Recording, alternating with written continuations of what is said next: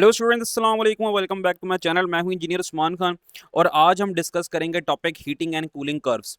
इससे पिछले लेक्चर्स के अंदर हम डिटेल से डिस्कस करके आ चुके हैं inter conversion of physical states, यानी कि सॉलिड्स को लिक्विड में कन्वर्ट करना, लिक्विड को गैस में कन्वर्ट करना, और फिर अगर हम दोबारा आएँ, रिवर्स आएँ, तो फिर गैस को लिक्विड में कन्वर्ट करना, लिक्विड को सॉलिड में कन्वर्ट करना। तो ये सारी बातें डिटेल से हम डिस्कस करके आ चुके हैं। मॉलिक्यूलर लेवल पर ऐसा क्या हो रहा होता है कि हमारा फेज चेंज हो रहा होता है, तो वो सब भी हम डिस्कस करके आ चुके हैं। तो बस अब इस लेक्चर के अंदर हम ये डिस्कस करेंगे, फेस चेंज ही को डिस्कस करेंगे, यानी कि inter conversion of physical states को ही डिस्कस करेंगे, लेकिन विद द हेल्प ऑफ एक ग्राफ या फिर आप कह लो हीटिंग एंड कूलिंग कर्व। अब ये हीटिंग कर्व भी है और ये कूलिंग कर्व भी है। कब ये हीटिंग कर्व है, कब ये कूलिंग कर्व है, उसको मैं बताऊंगा आपको डिटेल से।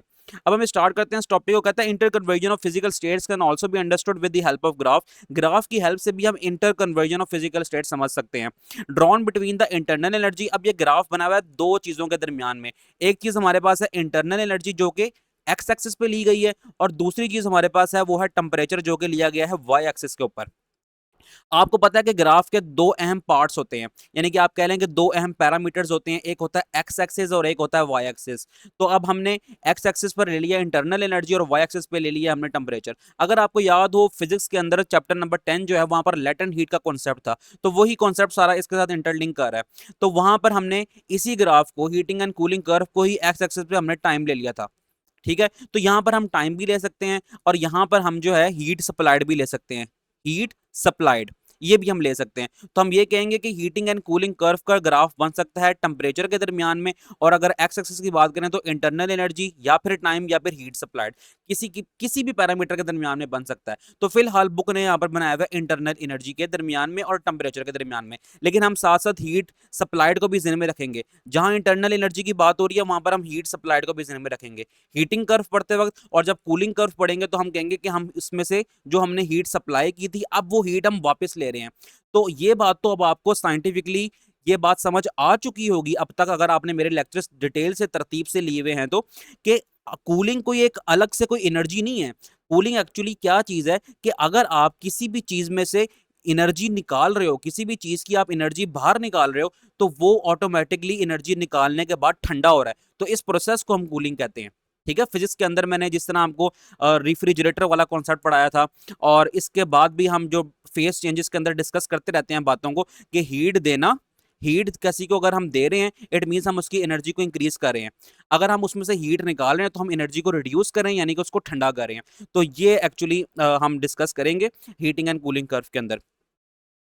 अब ये कह रहा है कि such a graph is also called heating and cooling curve. इस पूरे ग्राफ को हम हीटिंग एंड कूलिंग कर्व कहते हैं, शोर इन द फिगर 14.2। अब यहाँ पर इस फिगर के अंदर ये शो किया गया है, when a substance is heated और कूल्ड। ये हीटिंग कर्व कब होगा, जब सब्सटेंस को हम हीट कर रहे होंगे, यानी कि पॉइंट ए से पॉइंट एफ की तरफ जा रहे होंगे, तो ये हीटिंग कर्व कहलाएगी। अगर हम रिवर्स आ जाएं एफ से ए की तरफ तो ये कूलिंग कर्व कहलाएगी। अब हम इसको जिस तरह इसने हमें बताया है उसको हम रखते हुए ज़हन में इस ग्राफ को समझने की कोशिश करते हैं। हम बुक की वर्डिंग फॉलो करते जाएंगे और साथ साथ इस ग्राफ को पढ़ते भी चले जाएंगे। अच्छा, इससे पहले मैं आपको एक बात बता दूं कि आपको इतना बेसिक तो आइडिया होगा, क्योंकि आपने क्लास 9 के अंदर भी ग्राफ्स पढ़े हैं मुझसे फिजिक्स के अंदर, तो यहाँ तो आपको कम से कम इतना तो आइडिया होगा कि अगर हम वाई एक्सिस पे ऊपर की तरफ जा रहे हैं इट मीन्स कि हमारा वाई एक्सिस वाला जो पैरामीटर है ना वो इंक्रीज हो रहा है। ऐसा ही है ना। अगर हम एक्स एक्सिस में अगर हम यहां से इस तरफ को जा रहे हैं तो हम कहेंगे कि हमारा जो एक्स एक्सिस वाला पैरामीटर है, यहां पर इंटरनल एनर्जी है, हमारा एक्स एक्सिस वाला पैरामीटर इंक्रीज हो रहा है। इतना तो पता है ना। अगर इतना पता है तो फिर ग्राफ पढ़ना आपके लिए कोई मसले की बात ही नहीं है। अब हम स्टार्ट करते हैं, बुक की वर्डिंग को फॉलो करते हुए इस पूरे ग्राफ को समझने की कोशिश करते हैं।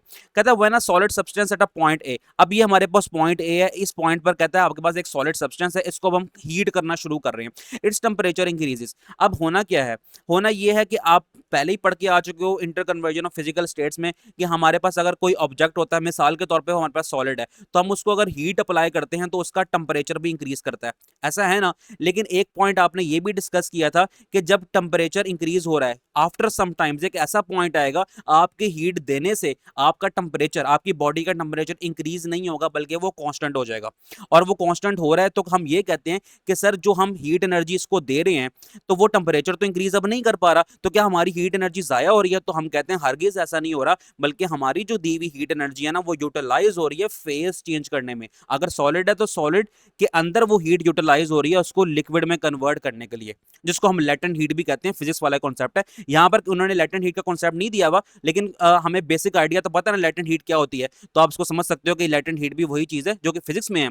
वो यही बात है, यानी कि आप ये कह लो आप कि हम हीट दे रहे हैं तो हमारा टेम्परेचर इंक्रीज नहीं हो रहा बल्कि कांस्टेंट हो रहा है, और जो हीट हम दे रहे हैं वो यूटिलाइज हो रही है फेस चेंज करने के अंदर। तो यहाँ पर लेटेंट हीट का लफ्ज नहीं है, तो इसलिए मैं सिर्फ आपको आइडिया देना था, आपके कॉन्सेप्ट को लिंक करना था फिजिक्स के साथ, बस इसलिए मैंने लेटेंट हीट का लफ्ज इस्तेमाल किया। अब मैं इसके बाद नहीं लूंगा इस पूरे लेक्चर में इस लफ्ज का इस्तेमाल। बाकी ये जो मैं कॉन्सेप्ट बता रहा हूँ आपको टेम्परेचर कांस्टेंट होने वाला, वो आपने इस प्रोसेस के अंदर भी पढ़ा था, इसके अलावा आपने उसको यहाँ पर भी पढ़ा था, इसके अलावा आपने उसको यहां पर भी पढ़ा था। ये सारी बातें आप पढ़ के आ चुके हो कि आप जब हीट देते हो तो टेम्परेचर इंक्रीज होता है, लेकिन एक ऐसा पॉइंट भी आता है आपके हीट देने के बावजूद आपका टेम्परेचर इंक्रीज नहीं होता बॉडी का, और टेम्परेचर वहां पर जाके कांस्टेंट हो जाता है। क्यों कांस्टेंट हो जाता है? और वो इसलिए कांस्टेंट हो जाता है कि आपका जो ऑब्जेक्ट है वो अब उस टाइम आपकी दी हुई हीट यूटिलाइज कर रहा है फेस चेंज करने में। अच्छा जी, अब हम आते हैं बुक की वर्डिंग की तरफ दोबारा। कहता है पॉइंट ए पर हमारे पास एक सब्सटेंस है, उसको हमने हीट किया, उसका टेम्परेचर इंक्रीज हुआ। अब हमें ग्राफ से कैसे पता लगा? पॉइंट ए से पॉइंट बी की तरफ आओ। आप देखो यहाँ पर टेम्परेचर कम था और जब इस पॉइंट पर पहुंचेंगे बी पॉइंट के सामने तो क्या टेम्परेचर इंक्रीज हुआ? आप कहेंगे सर बिल्कुल, हमें एक कॉन्सेप्ट पता है कि जब वाई एक्सिस पे हम ऊपर की तरफ जाते हैं तो हमारा वाई एक्सिस वाला पैरामीटर इंक्रीज होता है। इट मीन्स कि यहाँ टेम्परेचर इंक्रीज हो रहा है। चलो जी, पहला पॉइंट तो आपको समझ आ गया। On attaining a specific temperature, एक खास टेम्परेचर पे, इसके लिहाज से यानी कि पॉइंट बी तक पहुंचते पहुंचते खास टेम्परेचर पर हुआ ये है कि अब हमारा टेम्परेचर इंक्रीज नहीं हुआ। It melt as a shown at the point B, अब मेल्टिंग स्टार्ट हो गई है। This point represent the melting point. अब ये जो हमारे पास पॉइंट बी है, यानी कि जहां पर आप का सॉलिड कन्वर्ट होना शुरू हुआ है लिक्विड के अंदर, उसको हम बोलते हैं कि ये मेल्टिंग पॉइंट है। This point represent the melting point of a given solid, further heating does not increase the temperature. अब कहता है कि जब आप मेल्टिंग पॉइंट पर पहुंच गए, यानी कि अब आपका सॉलिड जो कि पॉइंट ए पर सॉलिड था ना, आपने इसको हीट दिया, उसका टेम्परेचर इंक्रीज हुआ, पॉइंट बी पर पहुंच गया, आपका सॉलिड अब स्टार्ट हुआ है लिक्विड के अंदर कन्वर्ट होना। अभी स्टार्ट हुआ है, ठीक है ना, पूरा का पूरा कन्वर्ट नहीं हुआ। अब आप मजीद हीट अप्लाई करते जा रहे हो, आप मजीद हीट देते जा रहे हो। देखो पॉइंट बी तक आपकी हीट यहां तक पहुंच गई है, इसको मैं कह रहा था इंटरनल एनर्जी, या फिर आप कह दो हीट सप्लाइड। हीट सप्लाइड, आप हीट देते जा रहे हो, पॉइंट बी से पॉइंट सी तक आप हीट देते जा रहे हो, लेकिन आप गौर करो पॉइंट बी पर जो आपका टेम्परेचर था वही पॉइंट सी पर भी आपका टेम्परेचर है। टेम्परेचर तो आपका यहां पर इंक्रीज नहीं ना हुआ, बिल्कुल नहीं हुआ। जब टेम्परेचर इंक्रीज नहीं हुआ तो हम कह रहे हैं कि हम हीट देते जा रहे हैं, लेकिन स्पेसिफिक पॉइंट पर आने के बाद हमारा टेम्परेचर इंक्रीज नहीं हो रहा। इस पॉइंट पर होता यह है कि आपका सॉलिड अपने आप को कन्वर्ट करता है लिक्विड के अंदर। तो पॉइंट बी से पॉइंट सी तक आपका जो सॉलिड है वो अपने आप को कन्वर्ट कर रहा है लिक्विड के अंदर, इसलिए यहां पर लिखा हुआ है सॉलिड और लिक्विड दोनों एट अ सेम टाइम को एग्जिस्ट कर रहे हैं पॉइंट बी से लेकर पॉइंट सी के दरमियान में। ठीक हो गया बात। अब पॉइंट सी वो पॉइंट है जहां पर आपका सॉलिड अब कंप्लीटली कन्वर्ट हो चुका है लिक्विड के अंदर। पॉइंट बी पर आपका सॉलिड शुरू हुआ था लिक्विड में कन्वर्ट होना, और पॉइंट सी वो पॉइंट है जहां पर आपका सॉलिड कंप्लीटली कन्वर्ट हो चुका है लिक्विड के अंदर। आगे चलते हैं। कहता है कि further heating does not increase the temperature because the heat provided here is being utilised to melt all the solid substance as represented by the line B to C. ये बात मैं आपको समझा के आ चुका हूं। When all the solid convert into liquid. अच्छा जी, अब पॉइंट सी क्या है? पॉइंट सी वो पॉइंट है जहां पर हमारा सॉलिड कंप्लीटली लिक्विड के अंदर कन्वर्ट हो चुका है। इतना तो आपको याद हो चुका है ना बात। अब उसके बाद क्या होगा? The temperature start rising again. तो टेम्परेचर हम पॉइंट सी से आप देखो टेम्परेचर आपका मजीद इंक्रीज होता जा रहा है। पॉइंट सी पर टेम्परेचर आपका यहां था, पॉइंट डी पर आपका टेम्परेचर यहां पहुंच गया, आपका टेम्परेचर इंक्रीज होता जा रहा है। लेकिन एक बात याद रखना, हमने हीट देना कहीं पर भी नहीं छोड़ा। हमने पॉइंट ए से हीट देना स्टार्ट किया और अभी तक हम कांस्टेंट हीट देते जा रहे हैं। आपने ना हीट कम की है ना हीट ज्यादा की है, जितनी आप हीट दे रहे थे ना आपने उतनी ही हीट दी है। पॉइंट ए से लेकर पॉइंट डी तक पहुंच गए, पॉइंट एफ तक भी पहुंचोगे ना आप, तो आपने हीट देना नहीं छोड़ना। इट मींस इंटरनल एनर्जी यहां पर बढ़ रही है, यानी कि हीट सप्लाइड भी हम देते जा रहे हैं। अच्छा जी, अब आगे कहता है कि जब पॉइंट डी पर पहुंचेगा उस टाइम पर क्या होगा? एक ऐसा पॉइंट आ जाएगा कि जहां पर आपका टेम्परेचर फर्दर इंक्रीज होना बंद हो जाएगा। सही है, यानी कि अब ये वो पॉइंट है कि जब आपका लिक्विड अपने आप को कन्वर्ट करना शुरू हुआ है गैस के अंदर।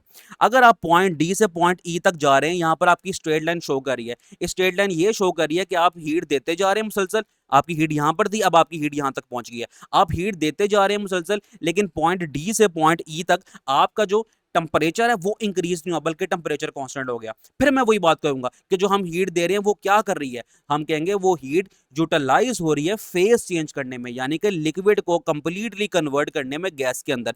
फिर वही अहम बात मैं करूंगा, आप देखो यहाँ पर लिक्विड और गैस दोनों लिखा हुआ है पॉइंट डी से पॉइंट ई के दरमियान में, तो हम ये कहेंगे पॉइंट डी से पॉइंट ई के दरमियान में लिक्विड और गैस दोनों को एग्जिस्ट कर रहे हैं। ठीक है, तो पॉइंट डी पर लिक्विड स्टार्ट हुआ गैस बनना और पॉइंट ई पर लिक्विड कंप्लीटली गैस में कन्वर्ट हो चुका है। ठीक है, अब ये जो पॉइंट डी वाला हमारे पास है ना, जहां पर हमारा लिक्विड स्टार्ट हुआ गैस बनना, उस पॉइंट को हम कहते हैं बॉइलिंग पॉइंट। अभी तक हम समझ के आ चुके हैं मेल्टिंग पॉइंट क्या होता है, जहां पर हमारा सॉलिड स्टार्ट होता है लिक्विड बनना, उसको हम कहते हैं मेल्टिंग पॉइंट। और बॉइलिंग पॉइंट किसको कहते हैं, जहां पर हमारा लिक्विड स्टार्ट होता है गैस बनना, उसको हम कहते हैं, ये हमारे पास बॉइलिंग पॉइंट है। तो ये बातें समझ लिया, थोड़ा सा बुक को भी रीड कर लेते हैं। अच्छा जी, अच्छा बुक को रीड करेंगे ना हम साथ-साथ, तो मसला ये होगा कि ग्राफ को प्रॉपर्ली हम देख नहीं पाएँगे।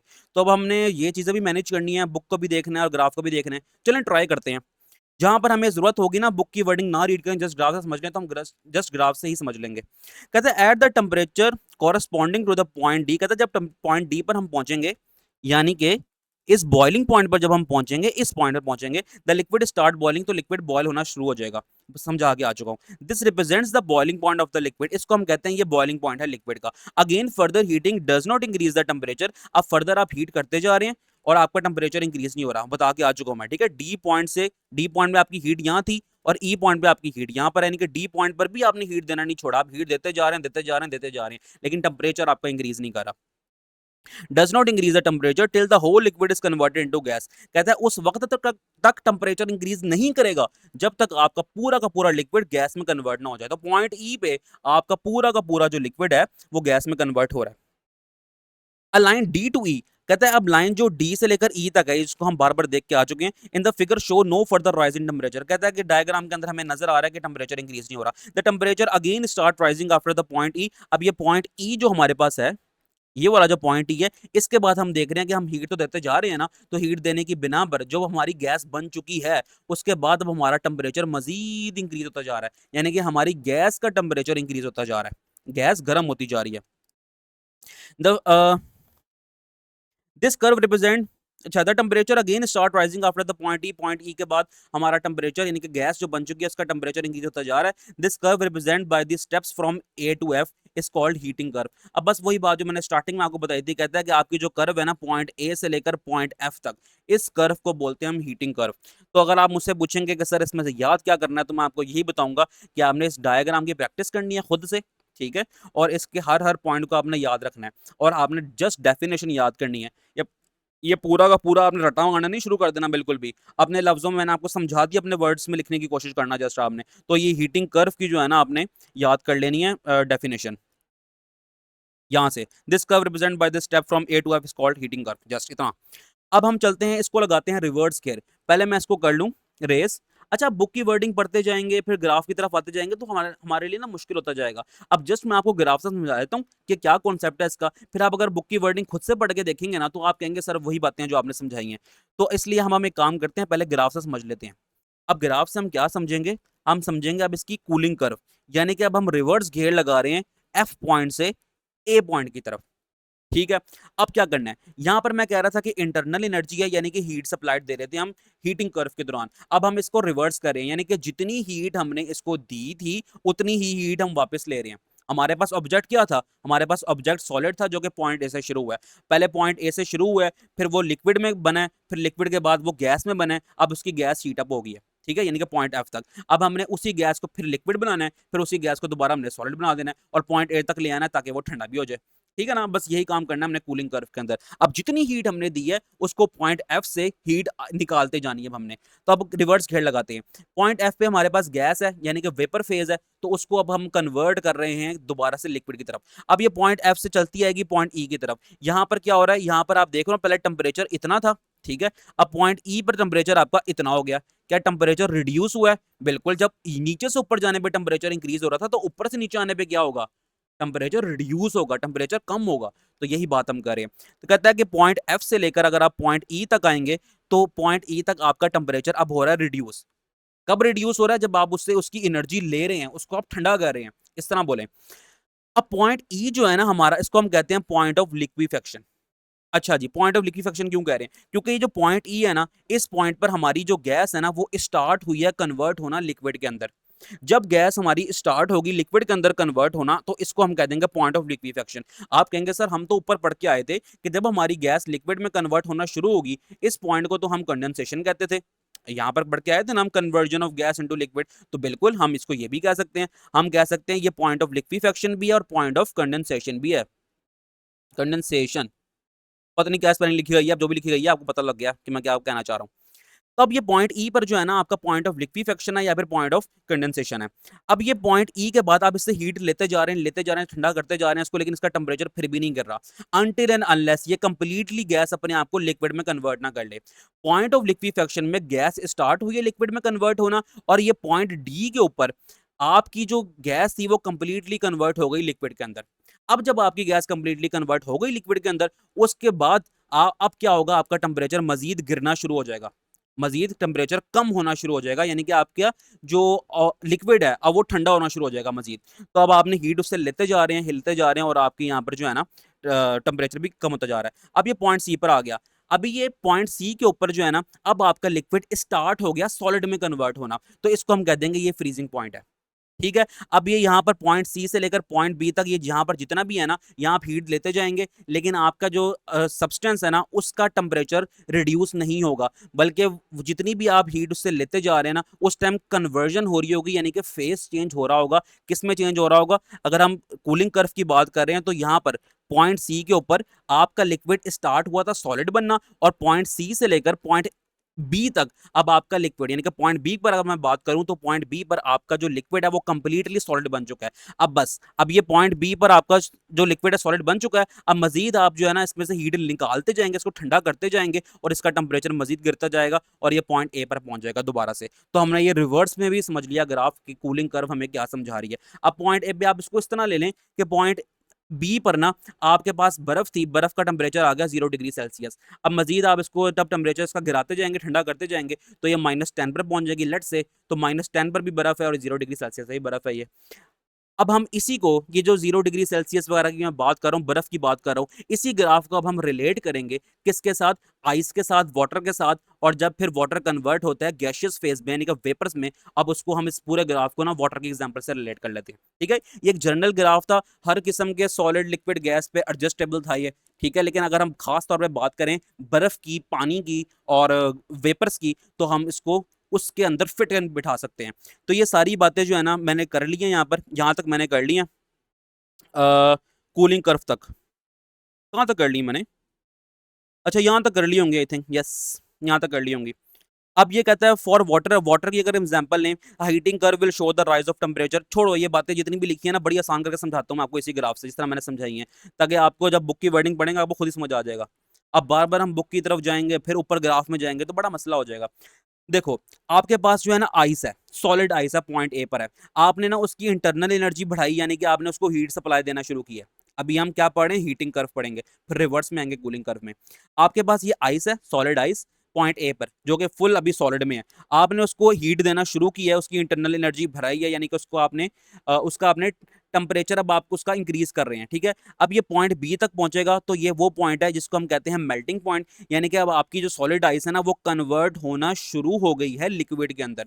अब उसके बाद क्या होना है? ये पॉइंट बी के बाद, ये पॉइंट 20 के बाद अब आप मजीद हीट देते जाएंगे उसको, तो उसका उसके टेम्परेचर को कोई इंपैक्ट नहीं आएगा, यानी कि उसका टेम्परेचर इंक्रीज नहीं होगा, बल्कि आपकी दी हुई हीट यूटिलाइज हो जाएगी इस सॉलिड आइस को कन्वर्ट करने में लिक्विड के अंदर। तो पॉइंट बी से लेकर पॉइंट सी तक, यानी कि सी वो पॉइंट है जहां पर आपका सॉलिड आइस कंप्लीटली कन्वर्ट हो गई है, किसमें? वाटर के अंदर। तो मैं अगर टेम्परेचर की बात करूंगा ना, तो मैं कहूंगा कि ये जो पॉइंट बी और सी का टेम्परेचर है ना आइस के केस में, वो है 0 डिग्री सेल्सियस। तो हम ये कह सकते हैं कि 0 डिग्री सेल्सियस पर ही, 0 डिग्री सेल्सियस पर ही आपकी सॉलिड आइस कन्वर्ट होना शुरू हुई है लिक्विड के अंदर, और 0 डिग्री सेल्सियस के अंदर ही आपकी जो सॉलिड आइस है वो कंप्लीटली कन्वर्ट हो गई है लिक्विड के अंदर। तो होप सो मजा भी आ गया होगा आपको बातें सुनने का। आगे चलते हैं। अब ये पॉइंट सी से लेकर पॉइंट डी तक हम जा रहे हैं, हमारा टेम्परेचर इंक्रीज हो रहा है, और इस पॉइंट पर जो हमारा लिक्विड है ना वो गैस में कन्वर्ट होना शुरू हो रहा है। फिर डी से लेकर ई तक जा रहे हैं। अब हमारा जो लिक्विड था जो कि गैस में कन्वर्ट होना शुरू हुआ था पॉइंट डी पर, अब वो कंप्लीटली कन्वर्ट हो जाएगा पॉइंट ई पर। अभी अगर आप मजीद उसमें हीट देते जाएंगे तो आप ये यहाँ से लेकर यहाँ तक जाएंगे तो आपका जो वेपर्स फेज है यानी कि गैशियस फेज है वो अब जा रहा है, यानी कि हीट अप होता जा रहा है, उसका टेम्परेचर भी इंक्रीज होता जा रहा है। तो ये होगी हमारी हीटिंग कर्व। अब इसको अब रिवर्स करके पढ़ेंगे तो आपकी ये हो जाएगी कूलिंग कर्व। तो अब रिवर्स करके भी पढ़ लेते हैं इसको। अब आपका जो वाटर था ना, आइस थी, पहले वाटर में कन्वर्ट हुई, फिर वो वेपर फेज में कन्वर्ट हुई। अब इसके वेपर हीट अप हो गए हैं, अब आप इसमें से हीट निकालते जाएं, यानी कि इसको ठंडा करते जाएं। आप ये कह लो कि आपने इसको फ्रीजर के अंदर रख दिया, ऐसे समझ लो, ठीक है, हीट निकाल रहे हैं आप उसकी। अब ये आपका जो गैसियस फेज था ना वो अब कन्वर्ट होना शुरू हो गया, पॉइंट ई पर आया। जब वो पॉइंट ई पर आया उसका टेम्परेचर रिड्यूस हुआ, वो ठंडा हुआ, तो अब वो गैस कन्वर्ट होना शुरू हो गई लिक्विड के अंदर। अब जैसे ही आप पॉइंट डी तक आएंगे आपकी गैस कंप्लीटली कन्वर्ट हो जाएगी लिक्विड के अंदर। मजीद अगर आप उसमें से हीट निकाल लेंगे तो उसका टेम्परेचर मजीद डाउन होगा और ये पहुंच जाएगा अपने फ्रीजिंग पॉइंट पर। इट मीन्स कि अब लिक्विड कन्वर्ट होना शुरू हो गया सॉलिड के अंदर। फिर आप जब जाएंगे सी से लेकर बी पर तो आप ये कहेंगे कि आपका जो सॉलिड जो स्टार्ट हुआ था बनना, अब वो कंप्लीटली बन चुका है पॉइंट बी तक सॉलिड में। अब ये बी से लेकर मजीद ए तक जाए तो मजीद ठंडा हो जाएगा और आपका सॉलिड सॉलिड में ही रहेगा। तो ये कुछ था इसके बारे में बातें। होप सो आपको ये सारी बातें समझ आ गई होंगी। हीटिंग कर्व क्या है, कूलिंग कर्व क्या है, मैंने बहुत डिटेल से समझा दिया है। बुक की वर्डिंग बहुत बोरिंग लिखी हुई है, आप पढ़ोगे लेकिन आपको समझ भी आ जाएगा। अब ये सारे पॉइंट्स आपको क्लियर हो गए हैं। बस छोटी सी बात मजीद आपको मैं फिर समझाता चलूँ। हीटिंग कर्व और कूलिंग कर्व को जब आप रिलेट करोगे तो आपने एक बात को तो डिफाइन कर लिया कि 0 डिग्री सेल्सियस पर 0 डिग्री सेल्सियस पर मेल्टिंग भी होती है और फ्रीजिंग भी होती है। ठीक है, मेल्टिंग कब होती है? जब हम हीटिंग कर्व पढ़ रहे हैं। जब हम रिवर्स पढ़ रहे हैं, कूलिंग कर्व पढ़ रहे हैं, तो वो फ्रीजिंग है। यानी कि आपकी सॉलिड स्टार्ट होती है कन्वर्ट होना किसमें? लिक्विड के अंदर। जब आप कूलिंग कर्व पढ़ रहे हो तो आप ये कह सकते हो कि आपका लिक्विड स्टार्ट होता है सॉलिड में कन्वर्ट होना, तो इसको कहते हैं हम फ्रीजिंग पॉइंट। तो मेल्टिंग पॉइंट समझ लिया आपने, जब आपका सॉलिड स्टार्ट होता है लिक्विड में कन्वर्ट होना, और फ्रीजिंग पॉइंट वो होता है जब आपका लिक्विड स्टार्ट होता है सॉलिड में कन्वर्ट होना। तो होप सो आपके सारे पॉइंट भी क्लियर हो गए होंगे। पॉइंट ऑफ लिक्विफिकेशन समझा दिया मैंने और बॉइलिंग पॉइंट का भी आपको पता लग गया। तो ठीक है, अब ये जो बॉइलिंग पॉइंट है ना, अगर यहाँ पर मैं लेके हूँ, यहाँ पर टेम्परेचर जो है ना वो 100 डिग्री सेल्सियस है वाटर के केस में। तो वॉट 100 डिग्री सेल्सियस का मतलब है कि ये पॉइंट डी पर 100 डिग्री सेल्सियस पर जब आपका लिक्विड पहुंचा है, ठीक है, यहाँ पर लिक्विड बन गया था ना, जब लिक्विड आपका 100 डिग्री सेल्सियस पर पहुंचा है तो उसने अपने आप को कन्वर्ट करना शुरू कर दिया वेपर्स के अंदर। तो 100 डिग्री सेल्सियस के अंदर ही वो कंप्लीटली अपने आप को कन्वर्ट करता है वेपर्स के अंदर। तो ये सारे कॉन्सेप्ट हमने फिजिक्स के अंदर लैटेंट हीट के अंदर भी पढ़े हैं और ऊपर भी हम डिस्कस करके आ चुके हैं, और आज के लेक्चर में हमने डिटेल से इसको पढ़ ली है। तो अब आपने इसमें से याद क्या कुछ करना है, आपने खूब प्रैक्टिस करनी है इसकी हीटिंग एंड कूलिंग कर्व की। ठीक है, ये डेफिनेशंस याद करनी है, एक 2 लाइन की डेफिनेशंस है, हीटिंग कर्व क्या होती है, कूलिंग कर्व क्या होती है। इसके अलावा यहाँ पर आपने एग्जाम्पल डिस्कस करनी है इसकी। अच्छा, कूलिंग कर्व की डेफिनेशन है यहाँ करके कहीं लिखी थी, मैंने देखी थी। फिगर द सेम ग्राफ, ये काट देना, the same graph can be studied in the reverse direction from point F two A is called cooling curve. ये 2 डेफिनेशंस हो गई हीटिंग एंड कूलिंग कर्व की। ये एग्जांपल आपने याद कर लेना वाटर के केस में। तो यहाँ से लेकर यहाँ तक आपको ये भी क्लियर हो जाएगा। अब हम डिस्कस करते हैं डू यू नो वाला बॉक्स, और इसके साथ जो क्विक चेक है उसको पढ़ते हैं फिर हम। अच्छा जी बच्चों, ये देखो, ये डिड यू नो वाला बॉक्स बहुत ही मजे की बातें लिखी हैं यहाँ पर। कहता है कि inter conversion of physical state, यानी कि सॉलिड से लिक्विड में कन्वर्ट होना, लिक्विड से गैस में होना, फिर गैस से लिक्विड, लिक्विड से फिर सॉलिड। ये जो inter conversion of physical state है ना मैटर की, may not be brought about the changing the temperature. कहता है अभी तक हम पढ़ के आ चुके हैं कि आप टेम्परेचर चेंज करोगे तो आपकी ना फिजिकल स्टेट्स चेंज होती जाएंगी। कहता है ये सिर्फ और सिर्फ टेम्परेचर पर डिपेंड नहीं करता, बल्कि sometimes there inter conversion may be affected more conveniently by changing both the temperature and pressure at the same time or by varying the pressure only at constant temperature। कहता है कि inter conversion of physical state अभी तक हम पढ़ के आए हैं कि जस्ट टेम्परेचर चेंज करने की वजह से होता है। कहता है ये जरूरी नहीं है। Inter conversion of physical states at a same time आप प्रेशर या फिर आप टेम्परेचर दोनों चेंज कर दोगे उस टाइम भी हो सकता है, या जस्ट आप सिर्फ और सिर्फ प्रेशर को चेंज कर दो ना उस टाइम भी इंटर कन्वर्जन हो सकती है। मिसाल दे रहा है बड़े मजे की। कहता है ice melt from the pressure in the hands of snowball maker. वो अक्सर आपने देखा होगा कहीं आप पहाड़ी इलाकों में गए हो बर्फबारी के दिनों में, तो हम अपने हाथों में बर्फ उठाते हैं और उसको जो है ना अपने हाथों में दबाते हैं ताकि हम उसकी स्नो बॉल, बर्फ की एक बॉल बना सकें। ऐसा होता है ना। तो कहता है कि जब आप जोर से बर्फ की बॉल को दबाएंगे ना तो आप उसका प्रेशर इंक्रीज कर रहे हैं। जब आप उसका प्रेशर इंक्रीज कर रहे हैं तो फिर वो प्रेशर इंक्रीज करने की वजह से उसकी जो मेल्टिंग है ना वो जल्दी हो जाएगी। यानी कि मिसाल के तौर पे अगर आइस की मेल्टिंग हो रही है ना 0 डिग्री सेल्सियस पे पढ़ के आए अभी हम ऊपर, तो उसकी मेल्टिंग प्रेशर इंक्रीज करने की वजह से जल्दी हो जाएगी और वो -2 डिग्री सेल्सियस पे भी मेल्ट हो जाएगा।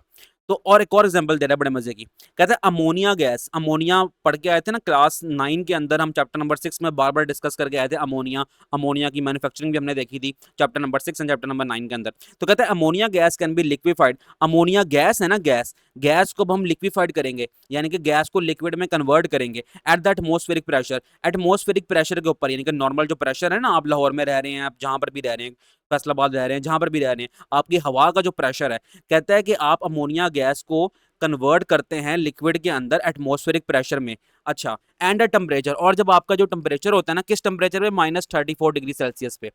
बाजाहिर तो ये बड़ा ठंडा है, लेकिन अमोनिया गैस को लिक्विड में कन्वर्ट करने के लिए इतना टेम्परेचर चाहिए नॉर्मली। लेकिन वो कह रहा है कि अगर आपने इतना ठंडा नहीं भी करना ना उसको, यानी कि आपने उसको गैस से लिक्विड में कन्वर्ट कर रहे हैं, आपको कितना ठंडा करना पड़ेगा नॉर्मल हालत में, नॉर्मल प्रेशर में, -34 डिग्री सेल्सियस। कहता है इतना अगर आपने ठंडा नहीं भी करना ना, तो इसका एक और हल भी है। वो हल क्या है कि आप रूम टेम्परेचर लें, नॉर्मल जो कमरे का टेम्परेचर होता है 25 डिग्री सेल्सियस, वहां पर आप उस अमोनिया गैस के ऊपर 1 मेगा पास्कल का प्रेशर लगा दें। ठीक है, 1 मेगा पास्कल का अगर आप प्रेशर लगा दें 25 डिग्री सेल्सियस के ऊपर भी, तो उस टाइम पर भी आपकी अमोनिया गैस लिक्विड में कन्वर्ट हो जाएगी।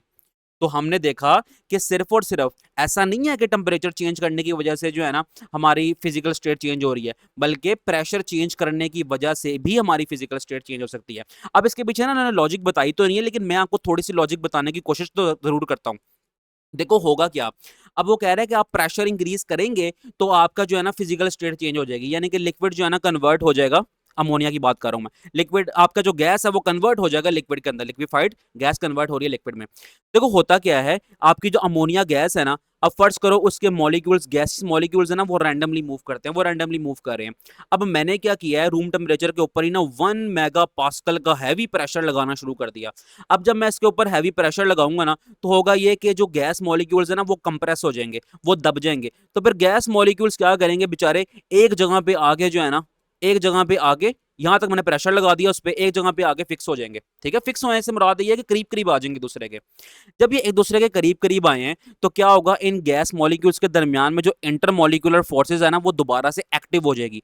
जब इंटरमोलिकुलर फोर्सेज एक्टिव हो जाएगी, तो इट मींस कि मॉलिक्यूल्स टू मॉलिक्यूल्स आपस में करीब करीब आ रहे हैं, और इतने करीब आ जाएंगे कि जितने लिक्विड के मॉलिक्यूल्स आपस में करीब होते हैं। इसलिए प्रेशर लगाने की वजह से हमने गैस मॉलिक्यूल्स को एक दूसरे के करीब करीब कर दिया, जिसकी बुनियाद पर हमारी गैस कन्वर्ट हो गया लिक्विड के अंदर। कितना मजे का प्रोसेस था। तो होप सो आपको ये डिड यू नो वाला बॉक्स समझ आया होगा, और आपने इसको जरूर याद करना है फॉर शॉर्ट क्वेश्चंस। ठीक है, अमोनिया वाली बात जो है ना, और स्नोबॉल मेकर वाली बात आपने जरूर याद करनी है, और खास तौर पे अमोनिया के लिए हमें प्रेशर कितना चाहिए, अगर आपने रूम टेम्परेचर के ऊपर इसको लिक्विफाइड करना है, तो ये भी आप एमसीक्यूज के लिए जरूर याद करना। अब हम डिस्कस करते हैं ये दो क्विक चेक 14.2 को। अच्छा जी बच्चों, हम डिस्कस करते हैं क्विक चेक 14.2। इसके जो दोनों क्वेश्चंस हैं बड़े ही आसान हैं। क्वेश्चन नंबर 1 इंतहाई इंटरेस्टिंग और बहुत ही इंपॉर्टेंट लग रहा है देखने से ही। तो अब आपने इसको समझना है ध्यान से। पहले सवाल समझाऊंगा आपको, और सवाल समझाने के बाद में फिर आपको इसका आंसर समझाऊंगा प्रॉपर, और फिर प्रॉपर आपको डिक्टेट करवाऊंगा कि आपने लिखना क्या पेपर में कराए। तो कहता है कि why do water vapours at 100 degree Celsius causes more severe burns as compare to the liquid water at the same temperature. Condition समझ लो क्या कहता है। कहता है हमारे पास ना दो कंडीशंस हैं, यहाँ बना लेते हैं हम। एक कंडीशन इस तरह है कि हमारे पास ना एक लिक्विड वाटर है, उसका टेम्परेचर है 100 डिग्री सेल्सियस। ठीक है, एक हमारे पास वाटर तो है, लेकिन अब वो कन्वर्ट हो चुका है वेपर्स के अंदर, इसका टेम्परेचर भी है 100 डिग्री सेल्सियस। ये दो कंडीशंस हमें बनाई हुई हैं। कहता है कि जो वेपर्स हैं जो कि 100 डिग्री सेल्सियस के अंदर हैं, ये हमें ज्यादा नुकसान क्यों पहुंचाएंगे, जब हमारी स्किन के ऊपर पड़ेंगे तो हमें ज्यादा जलाएंगे क्यों, as compare to this one जो कि पानी है, जो कि 100 डिग्री सेल्सियस पे है। ये समझाने के लिए ना मैं आपको फिर से लेकर चलूंगा आपकी ये हीटिंग एंड कूलिंग कर्व की तरफ। अगर आप बात करते हैं अपनी हीटिंग कर्व की, यहां पर देखो, अगर मैंने आपको बताया था कि जब हम वाटर का केस डिस्कस करते हैं, तो ये जो पॉइंट है ना, यहाँ पर टेम्परेचर जो है वो है 100 डिग्री सेल्सियस। ठीक होगी बात। अब पॉइंट डी के ऊपर भी 100 डिग्री सेल्सियस है, एंड पॉइंट ई के ऊपर भी 100 डिग्री सेल्सियस है। ये तो कॉन्सेप्ट हम समझ के आ चुके हैं ना, इसमें तो कोई मसला नहीं है। अगली बात क्या है, देखो पॉइंट डी के ऊपर ना इस टाइम हमारे पास लिक्विड है, हमारे पास लिक्विड है जिसका टेम्परेचर 100 डिग्री सेल्सियस है, लिक्विड वाटर कह लो आप, इसका 100 डिग्री सेल्सियस टेम्परेचर है। और पॉइंट ई के ऊपर हमारा टेम्परेचर तो 100 डिग्री सेल्सियस है, लेकिन इस टाइम हमारा लिक्विड जो है ना वो वेपर्स के अंदर कन्वर्ट हो चुका है।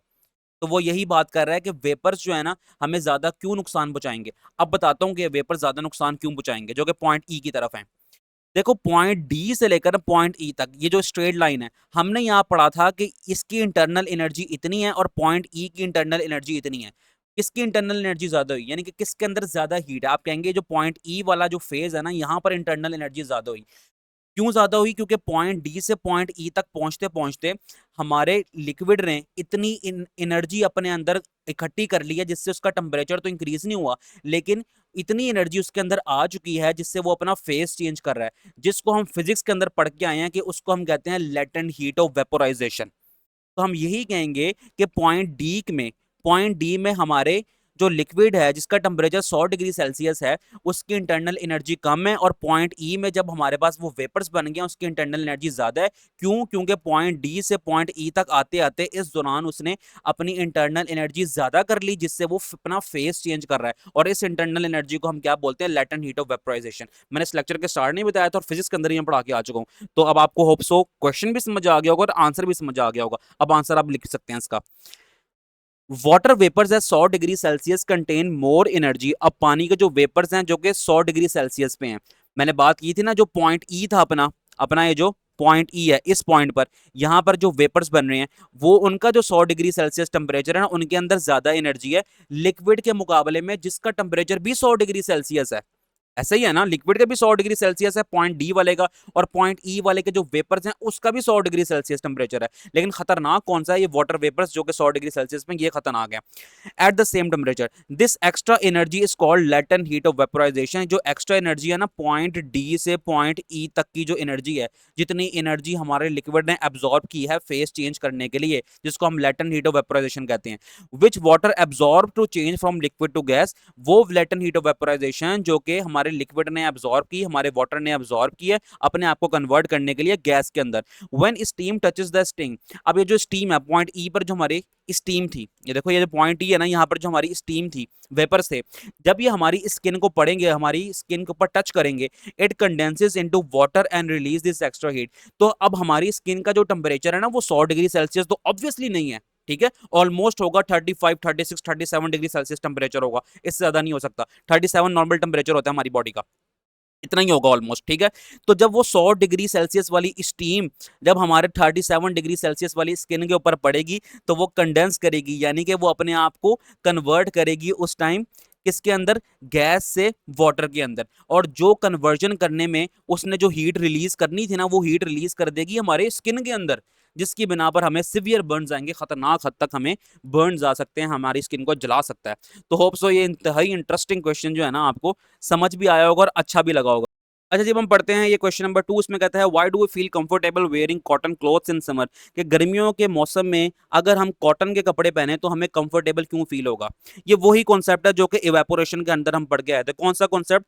फिजिक्स के अंदर चैप्टर नंबर 10 में मैंने पढ़ाया था आपको, कूलिंग कॉस्ट बाय इवेपोरेशन, ठीक है, ये कॉन्सेप्ट पढ़ाया था ना। तो वहां पर मैंने आपको पसीने वाला एक पढ़ाया था कि पसीना आता है तो हमें किस तरह पसीने की वजह से ना ठंड फील होती है। तो वही कॉन्सेप्ट यहाँ पर फिट इन बैठता है। कहता है cotton is a porous material. Cotton ना पोरस मटेरियल है। इसका मतलब ये है कि कॉटन को अगर हम माइक्रोस्कोपिक लेवल पर देखें ना, तो इसके अंदर हमें बारीक बारीक से ना सुराख नजर आएंगे। इनके जो धागे होते हैं ना, इनके जो फाइबर्स होते हैं, इनके अंदर बारीक बारीक से ना सुराख होते हैं, बज़ाहिर नजर नहीं आते हमें, लेकिन माइक्रोस्कोपिक लेवल पर हम देखें ना तो हमें सुराख नजर आते हैं। तो इसलिए हम कहते हैं कि ये पोरस मटीरियल है। तो इंजीनियरिंग की जुबान में हम ऐसे मटीरियल को पोरस ही बोलते हैं जिसको माइक्रोस्कोपिक लेवल पे ऑब्जर्व करने पे उसके अंदर सुराख नजर आए। That easily absorb sweat from our body, जो कि हमारी बॉडी में से पसीने को अपने अंदर एब्जॉर्ब करता है कॉटन के कपड़े। व्हेन दिस स्वेट एवेपोरेट्स, जब ये पसीने ने एवेपोरेट करना है हवा के अंदर, it takes heat away from our body because evaporation causes cooling. तो हमारी बॉडी में से हीट लेके चली जाती है। मैंने बताया था आपको कि जो है ना हमारी बॉडी है, हमारी बॉडी के ऊपर जब पसीना आता है तो वो हमारी बॉडी में से हीट एनर्जी अपने अंदर लेता है पसीना, और पसीना जो है ना वो उसकी काइनेटिक एनर्जी, उसके मॉलिक्यूल्स की काइनेटिक एनर्जी ज्यादा हो जाती है, जिसकी बिना पर ये एक्साइटेड हो जाता है और फिर ये जो है ना हवा के अंदर एवेपोरेट कर जाता है। तो हमारी बॉडी में से हीट लेके एवेपोरेट किया ना, जब हमारी बॉडी में से हीट निकल गई तो क्या रह गया? ठंड रह गई। इसलिए भी हमें ना कंफर्टेबल या फिर ठंडा फील कराते हैं कॉटन के कपड़े। Therefore we feel comfortable and cool in the cotton clothes during summer. तो ये हो गए हमारे पास दूसरे क्विक चेक का क्वेश्चन नंबर 2 भी। अच्छा जी, अब हम डिस्कस करते हैं इंटरेस्टिंग इन्फॉर्मेशन में लिखा है फेस चेंज मटेरियल्स। अच्छा, ये जो पीसीएम मटेरियल्स है ना, इनके बारे में लिखा हुआ है। अब मैं बताता हूँ आपको ये पीसीएम मटेरियल्स होते क्या हैं। ये देखो, ये ऐसे मटेरियल्स होते हैं जो कि जब अपने अंदर हीट को एब्जॉर्ब करते हैं ना, तो बहुत ज़्यादा हीट अपने अंदर एब्जॉर्ब कर लेते हैं। लेकिन खास बात यह है कि इनका टेम्परेचर इंक्रीज नहीं होता। तो इनकी हीट एब्जॉर्ब करने की सलाहियत और हीट रिलीज करने की सलाहियत बहुत अच्छी है। लेकिन यानी कि अपने आप फेस तो ये चेंज कर रहे हैं। जब अपने अंदर हीट एब्जॉर्ब करेंगे तो सॉलिड से लिक्विड में कन्वर्ट हो जाएंगे, और जब ये हीट को रिलीज करेंगे तो लिक्विड से गैस में कन्वर्ट हो जाएंगे। अपना फेस ये चेंज कर रहे हैं पीसीएम मटेरियल्स। लेकिन मजे की बात क्या है कि ये फेस चेंज के दौरान ना अपना टेम्परेचर इंक्रीज नहीं करते। तो क्या हीटिंग एंड कूलिंग कर्व वाली बात नहीं आ गई दोबारा से? फर्ज करो हमारे पास पीसीएम मटेरियल है जो कि इस टाइम सॉलिड की हालत में है। वो क्या करेगा, वो हीट अपने अंदर एब्जॉर्ब करता जाएगा। अभी हीट यहाँ पर है, इस पॉइंट तक वो अपने अंदर हीट एब्जॉर्ब करता जाएगा, और बी से लेकर सी तक क्या हो रहा है, हमारा फेस चेंज हो रहा है। तो वो सॉलिड से लिक्विड के अंदर कन्वर्ट हो जाते हैं। लेकिन खास बात क्या है, खास बात यह है कि वो अपना टेम्परेचर इंक्रीज नहीं करता। तो वो कह रहा है अगर हम इसको क्लोथिंग में, कपड़ों में, और जो है ना थर्मल इंसुलेशन, अपने घरों की इंसुलेशन के अंदर अगर इसको हम इस्तेमाल कर लेंगे ना, तो अगर फर्ज करो हमने इसको इंसुलेशन के तौर पे इस्तेमाल किया है, अपने घरों की दीवारों पर लगाया हुआ है, तो जब गर्मियों के दिनों में जब उस मटेरियल के ऊपर हीट पड़ेगी तो क्या होगा, वो हीट अपने अंदर एब्जॉर्ब कर लेगा और अपने आप को सॉलिड से लिक्विड में कन्वर्ट कर लेगा। जब अपना वो फेस चेंज करेगा, लेकिन उस दौरान होगा ये कि वो अपना टेम्परेचर इंक्रीज नहीं करेगा। जब वो टेम्परेचर इंक्रीज अगर कर लिया उसने, तो फिर तो वो हीट हमारे घर के अंदर आ जाएगी ना। तो इसलिए वो अपना टेम्परेचर इंक्रीज नहीं करता, टेम्परेचर अपना कांस्टेंट रखता है, अपना फेस चेंज कर लेता है। और जब ठंडे दिन होते हैं तो वही हीट को ये बाहर निकाल देता है, जिससे एनवायरनमेंट के अंदर जो माहौल है ना, तो वो दोबारा से गर्म हो जाता है और अपना फेस लिक्विड से दोबारा वो सॉलिड में कन्वर्ट कर लेता है। तो ये पीसीएम मटेरियल्स का फायदा है। यानी कि सिंपल समझ लो, पीसीएम मटेरियल्स वो मटेरियल्स हैं जो कि अपना फेस चेंज कर लेते हैं, सॉलिड से लिक्विड, लिक्विड से गैस में, लिक्विड से सॉलिड में कन्वर्ट हो जाते हैं। लेकिन ये करने के दौरान, फेस चेंज करने के दौरान उनका टेम्परेचर इंक्रीज नहीं होता। तो ये पीसीएम मटेरियल्स हैं, उनका ये एडवांटेज है। इसके साथ साथ ही हम इस लेक्चर को करते हैं खत्म। इसके अंदर मैंने बता दिया आपको याद क्या करना है। लॉन्ग क्वेश्चन के तौर पे तो ये नहीं आएगा जहां तक मेरा ख्याल है। अगर आ भी गया तो कोई मसले की बात नहीं है। आपने हीटिंग एंड कूलिंग कर्व की डेफिनेशन मैंने मार्क करवा दी, कहाँ लिखी है उसको याद करना है आपने। हीटिंग एंड कूलिंग कर्व की डायग्राम क्या होती है, पहला पैराग्राफ याद करना है आपने एज एन इंट्रोडक्शन। ठीक है, इंट्रोडक्शन आपने ये लिखना है। फिर आपने डिफाइन करना है कि हीटिंग कर्व क्या होती है, कूलिंग कर्व क्या होती है। फिर आपने यहाँ पर इस हीटिंग एंड कूलिंग कर्व को बनानी है। और जो आपने याद करने की, अगर मुझसे पूछो ना कि सर याद क्या करें इसमें अच्छे से बुक से, तो ये फॉर वाटर, वाटर की एग्जांपल आप याद कर लो एंड तक। इसके अलावा जो आपने याद करना है ना, वो डिड यू नो वाला बॉक्स याद करना है, खास तौर पे जो मैंने बताया एमसीक्यूज के लिए। 1 मेगा पास्कल की वैल्यू जो अमोनिया के लिए है, और 25 डिग्री सेल्सियस वाला एमसीक्यू के लिए। ये क्विक चेक के 2 सवाल ना छोड़ना, खास तौर पे सवाल नंबर 1। तो इसके साथ साथ ही हम लेक्चर को करते हैं खत्म। एंड स्क्रीन पर भी आपको class 10 chemistry and class 10 physics के फुल बुक के लेक्चर्स का प्लेलिस्ट का लिंक शो हो रहा होगा। तो तरतीब से आप लेक्चर्स ले सकते हो। मिलते हैं नेक्स्ट वीडियो में, अपना ख्याल रखें, अल्लाह हाफिज़।